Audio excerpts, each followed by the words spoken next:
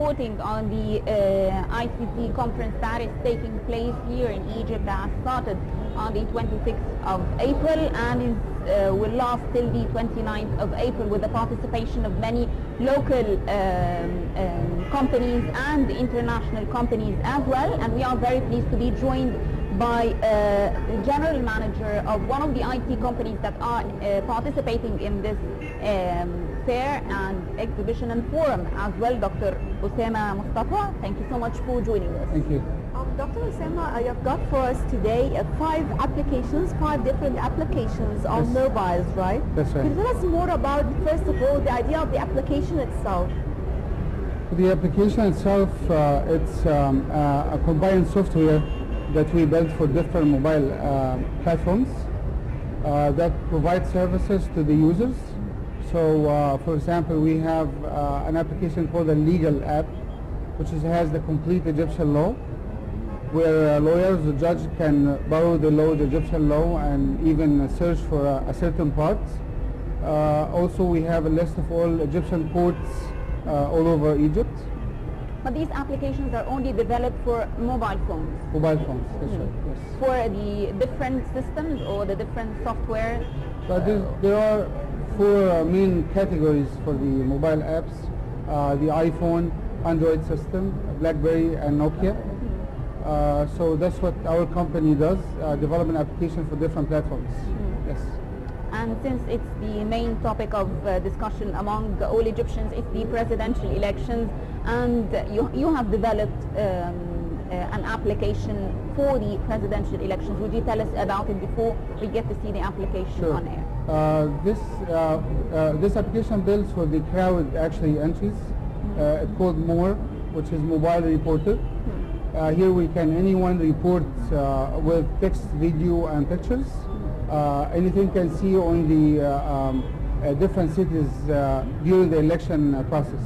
Is it to monitor It the is, process? yes. Yes. So we've got this application where we can learn more about it, and we'll be back.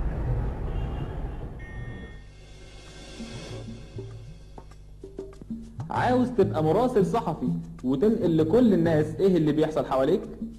عاوز تعرف اخبار مصر كلها واخبار الانتخابات لحظة بلحظة؟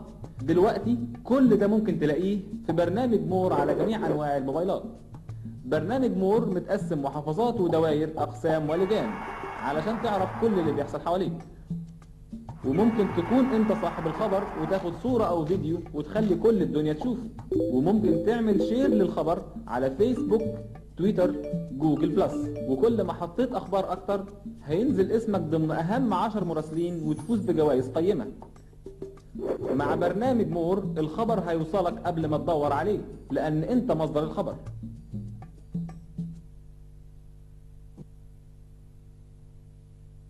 That was one of the mobile phone applications we were talking about with our guest, Dr. Osama Mustafa, and that seems to be a very important application during the election process, as it is supposed to monitor the whole process of voting during the elections. But what happens next? What if someone reports an irregularity at a polling station? What happens next? Of course, we monitor all the entries. So, and also the users themselves can report spam on one of our comments on the news, so it's automatically be deleted.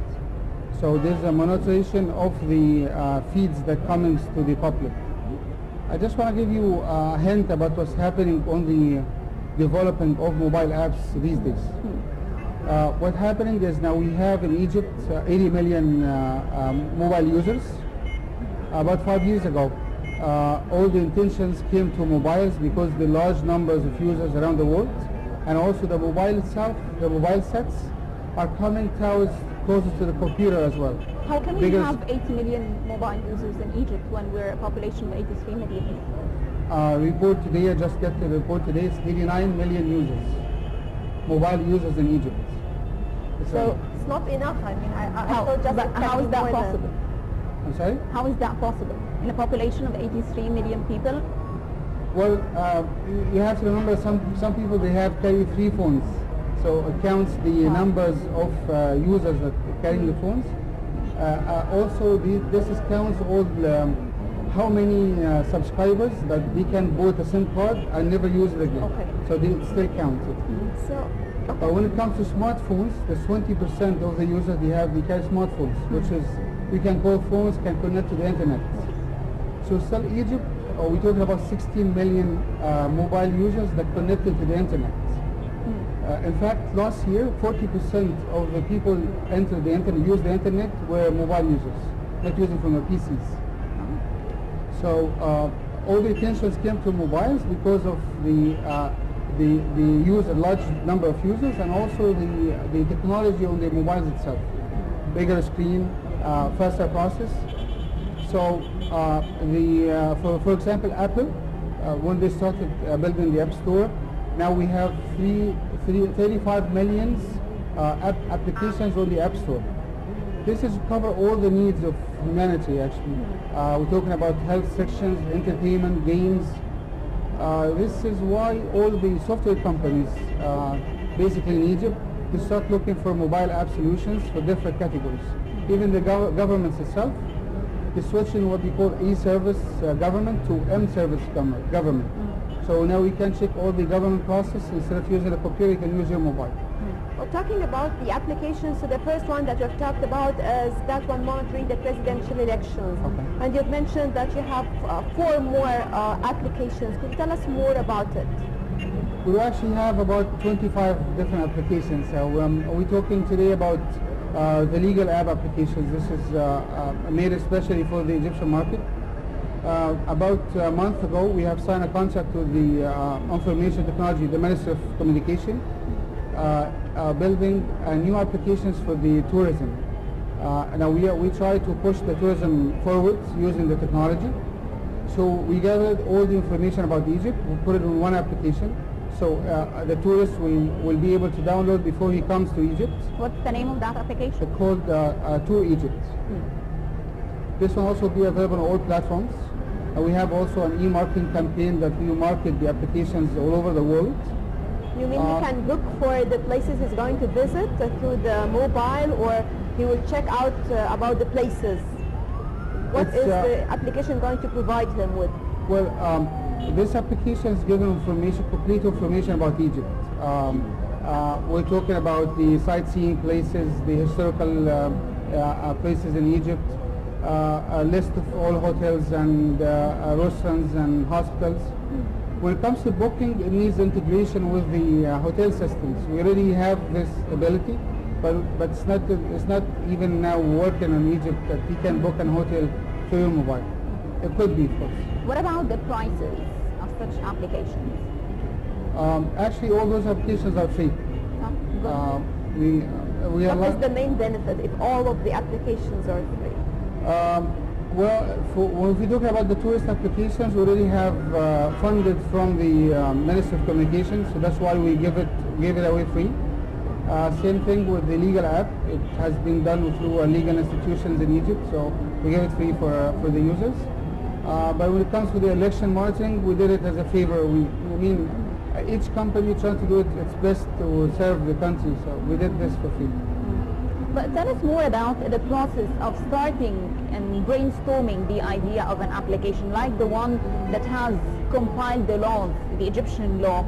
And it seems quite an application that wouldn't be much interesting for a wider population, and not many people would be interested in downloading such an application. But how have you seen people reacting, and how have you seen the feedback to such application?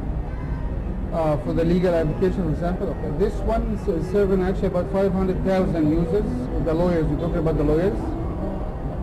And the needs come from this law firm because the lawyers sometimes stuck at the court, doesn't remember the legal part that he wants to mention. So it's a reference for them on the run. He can prepare before he goes to court all his issues he wants to discuss. And this is where it comes to lawyers and judges, actually. This idea have been implemented to websites before, and CDs work on a computer, so can gather, instead of reviewing all the books from the shelves, It's already in the I PC. thought you were targeting the ordinary Egyptian to be aware of their duties and Exactly. From the other side, it's for Egyptian to review their rights. Besides, it also has a list of all codes, phone numbers and contact information, locations. So yeah, we had a very good feedback actually since we launched it, and they asked us for more development actually. Well, of course, you participated this year in the ICT, and it was this year a little bit different from any previous year. Well, of course, we all know how the IT played a major role in the revolution, not only in Egypt, but in Tunisia, and moving on to different Arab countries. How was it this year?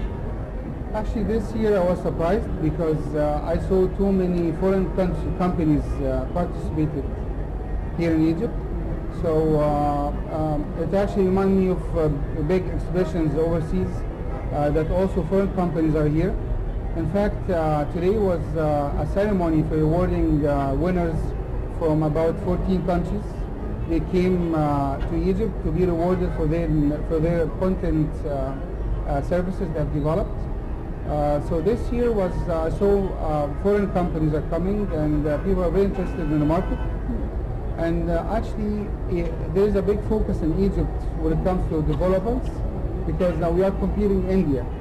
India is the main source of developing to Europe and America, and now Europeans are looking to our markets to gain more developing process from Egypt. And right now, since you have mentioned earlier that you have developed 25 different applications and they have been quite successful, but what are you focusing right now for the upcoming period? There is a new technology that's coming up.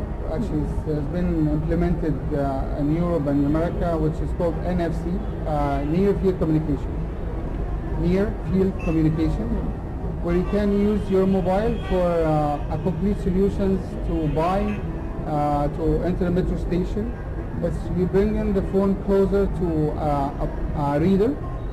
It's like when you buy stuff from the supermarket and then they scan the barcodes. Yes. So the mobile itself will have implemented a chipset called NFC that can read information from near distance.